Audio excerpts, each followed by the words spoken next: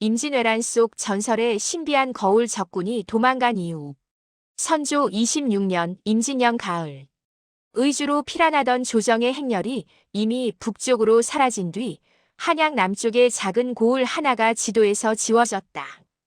관청은 불탔고 우물에는 시신이 떠올랐으며 사람의 소리는 사라진 지 오래였다. 다만 훗날 남겨진 한 장의 군영 기록에 이런 문장이 짧게 적혀 있다. 외적 수십이 야반에 진을 버리고 달아났으니 싸움은 없었고 시신도 없었다. 기록은 그 이유를 설명하지 않는다. 그저 그날 밤 그 마을에서 무언가를 보았다고만 적혀 있을 뿐이다. 그 고을은 원래 작은 불교 사찰 하나와 민가 몇 채가 전부인 곳이었다. 왜군은 이곳을 보급 거점으로 삼아 하룻밤 머물 계획이었다고 전해진다. 그러나 해가 지고 안개가 내려앉은 뒤 마을은 이상할 정도로 고요했다. 닭도 울지 않았고 개도 짖지 않았다. 왜군 병사들 사이에서는 이미 흉흉한 말이 돌았다. 이 마을에는 거울이 하나 있다더라. 밤이 되면 사람의 속을 비춘다더라. 처음에는 웃어넘길 이야기였다. 그러나 그 거울은 실제로 사찰의 법당 뒤편 무너진 불단 아래에 숨겨져 있었다. 이 거울을 처음 숨긴 이는 조선의 승병이었다는 전승이 있다. 이름 없는 늙은 승려 한 명이 전쟁 초기에 이곳으로 내려왔다고 한다. 그는 왜군이 가까이 온다는 소식을 듣고도 도망치지 않았다. 대신 법당 바닥을 뜯어 오래된 청동 거울 하나를 꺼냈다. 거울은 평범해 보였으나 표면에는 글자가 새겨져 있었다. 밤이 깊어질수록 보는 자는 숨길 수 없다. 승려는 마을 사람들에게 말없이 고개를 숙인 뒤 거울을 다시 불단 아래에 묻고 혼자 산으로 들어갔다. 그날 이후 그를 본 사람은 아무도 없다. 왜군은 그날 밤 법당을 수경지로 삼았다. 불을 밝히려 했으나 바람이 불지 않는데도 등불이 자꾸 꺼졌다. 자정이 가까워질 무렵 한 병사가 불단 아래에서 거울을 발견했다. 녹슨 청동이었지만 이상하게도 표면은 깨끗했다. 병사들은 웃으며 그 앞에 섰다. 처음에는 자신들의 얼굴이 비쳤다. 그러나 시간이 흐르자 거울 속 얼굴이 미묘하게 늦게 움직이기 시작했다.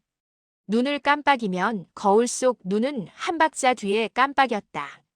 웃으면 거울 속 입꼬리는 올라가지 않았다.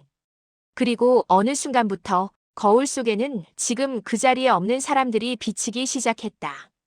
불에 탄 아이, 목이 꺾인 노인, 피투성이가 된 여자.